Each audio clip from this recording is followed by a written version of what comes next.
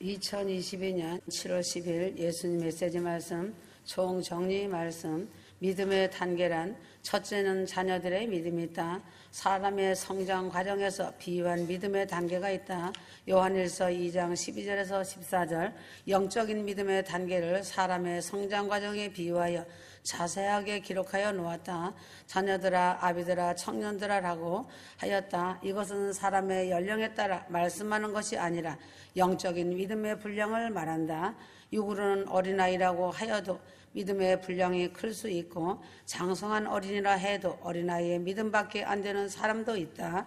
자녀들의 믿음은 요한복음 1장 12절 영접하는 자 그 이름을 믿는 자들에게는 하나님의 자녀가 되는 권세를 주셨으니 라고 하셨다. 자녀들의 믿음은 아직 진리를 잘 모르고 천국 복음을 듣고 주를 영접하였기에 성령을 받고 구원을 받을 수 있는 초신자의 믿음이다. 아이들의 믿음이란 요한일서 2장 14절 아이들아 내가 너에게 쓴 것은 너희가 아버지를 알았으며 아버지를 알았다는 것은 하나님이 우리 아버지가 되심을 안다는 말이다.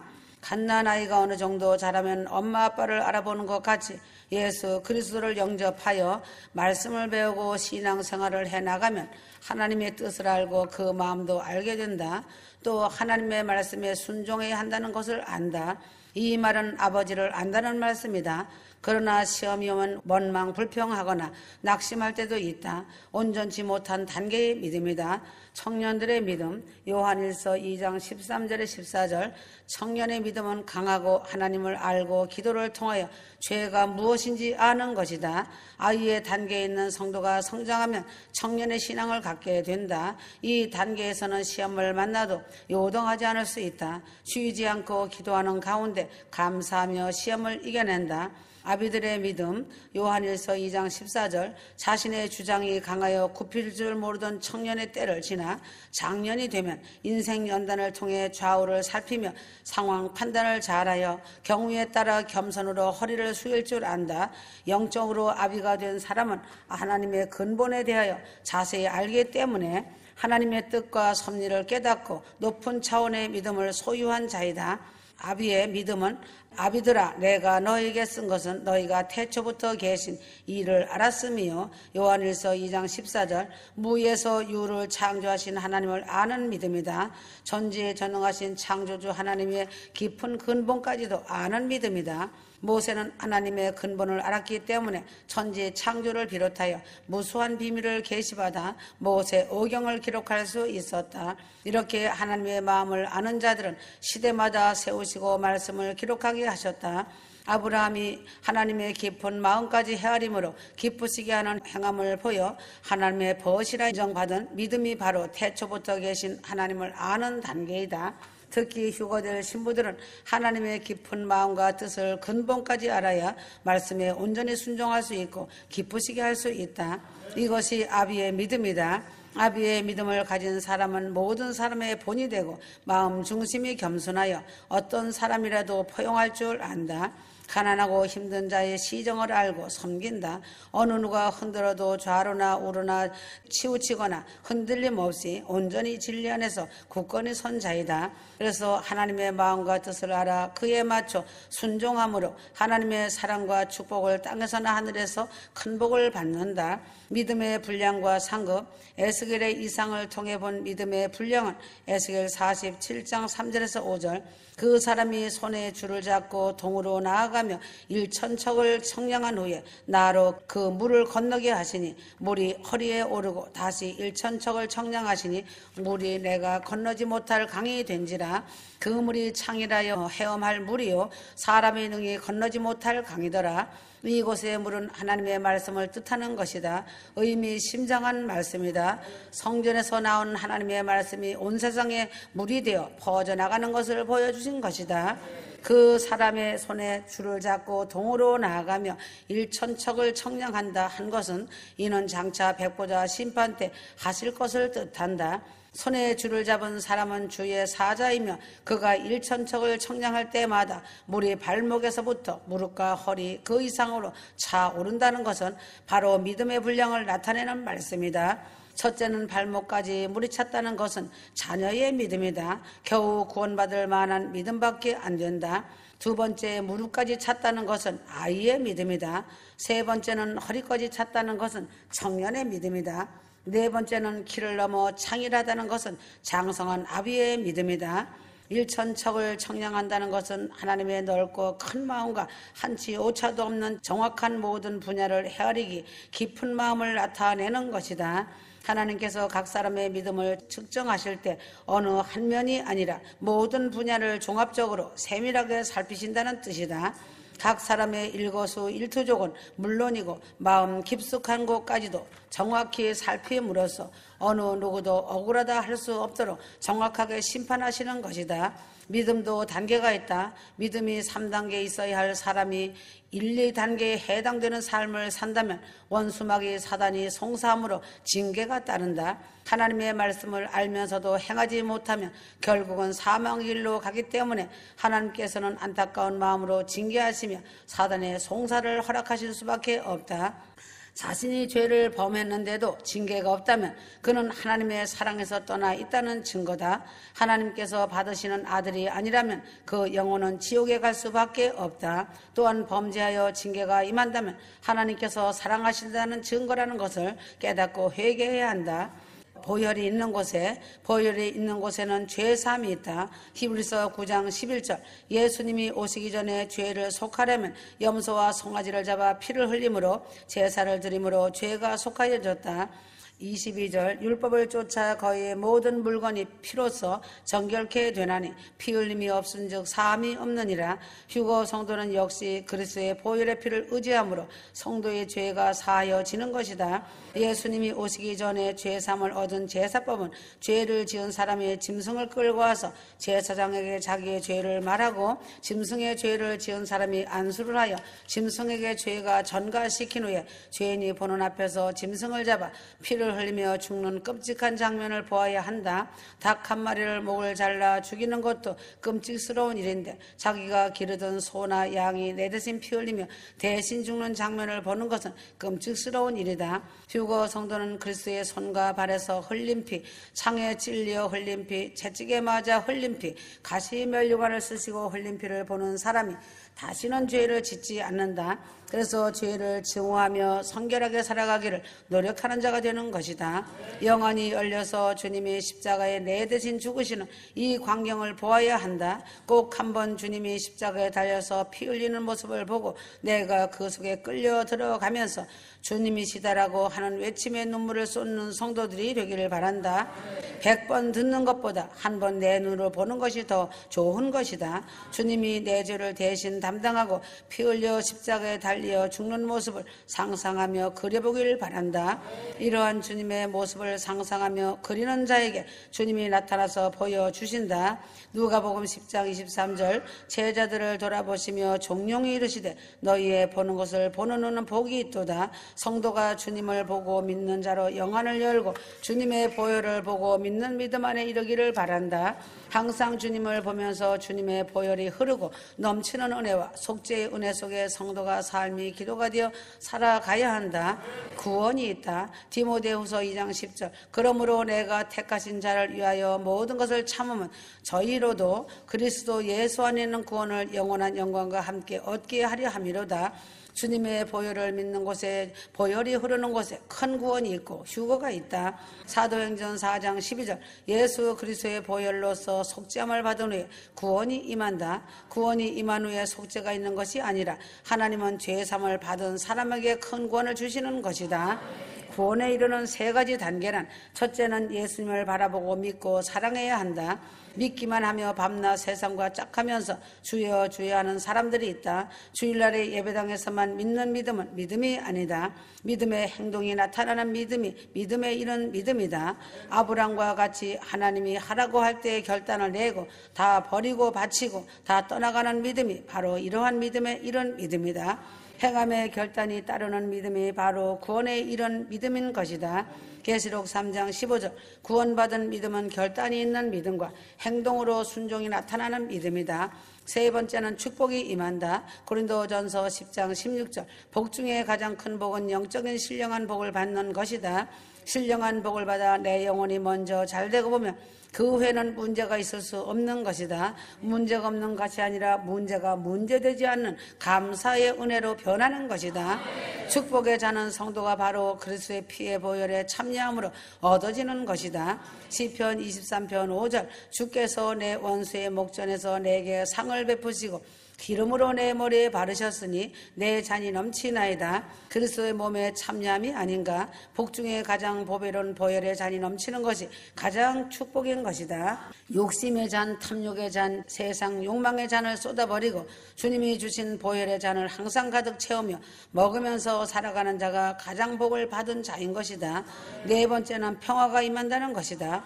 이사야 53장 5절 그가 찔림은 우리의 허물을 인하며 하였다. 주님이 보혈을 흘리셨으므로 휴거 성도들이 그리스도 예수 안에서 평화를 누리는 것이다. 주님이 세상에 초림할 때 천군 천사가 선포한 것 같이 평화가 임한다. 누가복음 2장 14절 하나님은 지극히 높은 곳에 보좌를 정하시고 계시며 북극 높은 곳에 하나님의 보좌가 있으시다. 이사야서 14장 13절에 14절 하나님의 보좌는 지극히 높은 곳에 있으므로 지극히 높은 곳에서는 하나님께 영광이오라고 천사가 찬송을 하였고 땅에서는 예수 그리스도로 말미암아 평화가 임함을 천사가 노래하였다. 땅에서는 기뻐하심을 입은 사람들 중에 평화로다. 하나님의 기뻐하심을 입은 사람들이 만세전부터 택하신 자들이 그리스도 주님을 바라보고 믿으면서 믿음에 이른 사람들이 예수 그리스도로 인하여 얻은 평화를 찬송한 것이다. 주님의 보혈은 휴거 성도들에게 하나님과 평화, 사람끼리 평화와 영원한 천국의 평화를 얻고 누리게 하는 것이다. 보혈로서 화목하게 되었다. 로마서 5장 10절 하나님과 화목되지 않은 자는 하나님 앞에 도저히 설 수가 없다는 것을 알아야 하고 앞에 세운 목회자와도 화목해 되는 것이 하나님과 화목해 되는 것이다. 보이는 사람과도 화목을 이루지 못하는데 보이지 않는 하나님과 화목이 된다고 하는 것이 거짓말하는 자다. 양심을 속이면 안 된다. 화목케 하는 제물이 되신 그리스도 예수의 피가 화목제로 내 죄가 깨끗하게 씻음받아 죄가 없는 자가 되고 평화와 구원을 받은 자가 되어서 성결하신 하나님과 화목하게 되어 하나님과 교제가 이루어지는 것이다. 그리스도의 보혈로 씻음받지 못한 자는 마귀와 화목하게 되어 마귀와 교제하며 마귀의 일을 하면서 살아가는 것이다. 휴거 성도들은 이제 하나님과 화목함으로 즐거움을 누리면서 기쁨으로 오늘도 내일도 영원의 날까지 살아가게 되는 것이다. 주님의 보혈이 있는 곳에 성령님이 계신다는 것이다.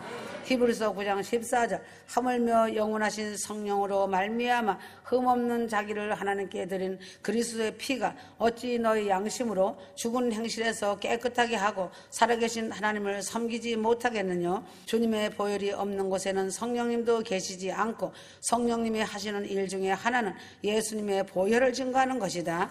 요한복음 16장 14절 그가 내 영광을 나타내리니 내 것을 가지고 너에게 알리겠습니다. 예수님이 가지신 것은 십자가 보혈이다. 이 십자가의 보혈을 성령께서 나타내시겠다고 말씀하셨다. 십자가의 보혈의 피가 없는 곳에는 성령님도 안 계신 것이다. 구약은 율법을 나타냈고 율법은 예수를 나타낸다. 예수가 없는 율법은 우리를 죽이는 것이다. 신약은 예수를 나타냈고 예수는 성령을 나타냈다. 주의 보혈이 있는 곳에 성령님이 함께 계신다. 기쁨이 있다는 것이다. 로마서 5장 11절 이뿐 아니라 이제 우리로 화목을 얻게 하신 우리 주 예수 그리스도로 말미암아 하나님 안에서 또한 즐거워하느니라. 주의 보혈이 있는 곳에는 하나님 안에서 참된 즐거움이 있다는 것이다. 죄사함의 즐거움, 훈구원 휴거의 즐거움, 축복의 즐거움, 평화의 즐거움 등 즐거움의 즐거움이 더해지는 참된 기쁨이 있는 것이다. 즐거움이 없는 예배는 보혈이 없는 예배이다. 성령의 운행함이 없는 예배이며 죄사함과 큰건 휴거의 확신이 없는 예배는 보혈이 없는 예배이다. 축복의 열매가 없는 예배는 보혈이 없는 예배이고 평화와 화평이 없는 없는 예배는 보혈이 없는 예배라는 것을 알기 바란다. 주의 보혈이 있는 곳에는 생명이 있고 생명이 있는 곳에 성령님이 계신다. 휴거 성도들은 주의 보혈이 넘치는 증거를 확실히 알고 항상 주님의 보혈 속에서 믿음과 감사와 찬송으로 살아가야 한다. 그러므로 주의 보혈이 있는 곳에 죄 사함이 있고 구원이 있으며 축복이 있고 평화가 넘치는 것이다. 그래서 화목이 있고 성령님이 계시며 기쁨이 있는 것이다. 휴거 성도들에게 보혈을 주신 그리스도 예수님께 뜨거운 감사를 항상 드리면서 살아가기를 바란다. 이런 감사를 드리는 길은 오직 휴거 성도들이 믿음과 행함으로 하나님께 영광을 돌리면서 순종의 삶을 살아가는 이외에는 없는 것이다. 믿음으로 믿음에 이르러 의롭다함을 받게 하신 성부 아버지 하나님께 그리스도 예수님께 보혜사 성령님께 내 생명을 마치는 그날까지 영원까지 감사와 찬송과 사랑을 드리며 내 속에 있는 모든 것이 하나님께 영광과 송축을 드리면서 살아가기를 바란다. 보혈의 능력 휴거 신부들이 믿고 배우고 소망하는 모든 것이 어린 양 예수 그리스도의 피의 능력에 달려있다. 그러므로 그리스도의 피는 구원의 핵심 요소 이상이다. 그리스도의 피는 방어 무기이며 공격 무기이다. 그래서 자신의 삶 속에서 보혈의 능력이 활동하고 역사하고 흐르게 하는지 알아야 한다. 이스라엘 백성들은 애굽에서 피의 능력과 하나님의 보호에 대한 훌륭한 실물 교육인 실천 신학을 교육받았다. 애굽의 재앙으로 전체가 혼란에 휩싸이고 애굽인들이 아무리 고통을 당해도 하나님의 백성 이스라엘을 보호하는 분리의 선을 아무 재앙도 넘지 못했다. 휴거 성도들이 사는 이 시대는 전쟁과 전쟁의 소문과 경제위기 온갖 종류의 재앙으로 혼탁한 시대에 살고 있다. 그러나 구속받은 자와 잃어버린 자를 구분하는 빛비선이 신부들에게 있다. 눈으로 보고 귀로 들을 수 있도록 신부들은 체험하며 보고 있다. 그래서 신부된 자들은 실천신학 실물교육 속에서 살고 있다. 지금은 증거가 많이 교회 안에서도 일어나고 있다. 그러므로 휴거 신부들은 자신의 생명과 가족, 부모, 혈육, 친척, 이웃의 생명이 하나님과 함께 어린 양의 피로 덮여 있음을 알아야 한다. 히브리서 9장 22절 율법에 따르면 거의 모든 것이 피로써 정결케 되나니 피 흘림이 없이는 죄 사함이 없느니라 하였다. 그러므로 죄도 분명히 포함되지만 피의 능력은 죄를 처리하는 데 그치지 않는다. 피는 거의 모든 것들을 정결케 하기 때문에 피 흘림이 없으면 사함이 없다. 구약시대 제사장들은 거의 모든 집기류까지 피를 뿌렸다. 피를 뿌리지 않는 것에는 기름을 발랐다. 그들은 피의 능력이 정결케 하고 악한 것에서 해방시키고 보호한다는 것을 절대적으로 확신했으며 그들에게는 피는 만능 세제 역할을 했다. 그래서 피는 죄사함과 자유케 하며 천국문으로 들어가는 만능 키이며 자유케 하는 열쇠이다. 피는 육체의 일을 소멸시키며 승리로 이끌어준다. 어린 양의 보혈은 죄를 공격하고 쫓아낸다. 깨끗이 씻는 예수님의 피의 역사 앞에서 죄는 소멸되고 후퇴한다. 피의 능력이 육체의 일을 몰아내고 소멸시킨다. 그래서 사단은 보혈의 피를 두려워한다.